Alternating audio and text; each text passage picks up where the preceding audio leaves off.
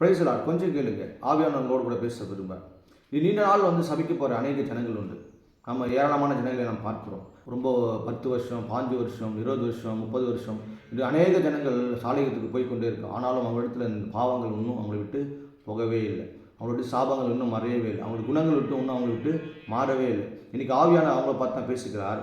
நீங்கள் எல்லாருமே முள்ளுள்ள இடங்களிலே விதைக்கப்பட்ட விதைகளாக இருக்கீங்க. வசனத்தை கேட்குறீங்க, விசுவாசிக்கிறீங்க, அழைத்து போகிறீங்க. ஆனாலும் நீங்கள் இந்த உலக கவலையாக என்ன பண்ணுறீங்கன்னா நெருக்கப்பட்டு கத்தரை விட்டு பின்மாற்றம் அடைகிறீங்க.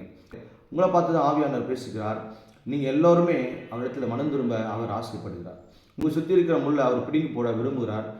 அவர் உங்களை விட்டு அந்த முள்ளை பிடுங்கி போட விரும்புகிறார். நீங்கள் என்ன பண்ண ஒரே விஷயம் தான் பண்ணணும். நீங்கள் என்ன பண்ணணும்னா கத்தருக்கு ஒப்பு கொடுத்து தன் பாவங்களை மறைக்கிறவன் வாழ்வடைய மாட்டான். அவைகளை அறிக்கை செய்து விட்டு விடுகிறோம் இறக்கம் பெறுவான் என்ற வார்த்தையின்படி நீங்கள் அறிக்கை செஞ்சீங்கன்னா இன்றே அந்த முள்ளை உங்களை விட்டு பிடுங்கி போட அவர் சித்தமுள்ள தேவனாக இருக்கார்.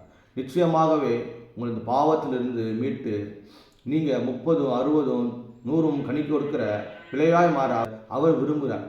நீங்கள் அவர்கிட்ட ஒப்பு கொடுத்து போகும்போது உங்களை விட்டான அந்த முள் எடுத்து போட அவர் சித்தமுள்ள தேவனாக இருக்கார். நிச்சயமாகவே முடிவு உண்டு. அதனால் 11 ராஜ்யம் சமயமாக இருக்கிறது. மனம் திரும்புங்கள். கர்த்தருடைய வேதத்தில் நம்பிக்கையாக இருங்கள்.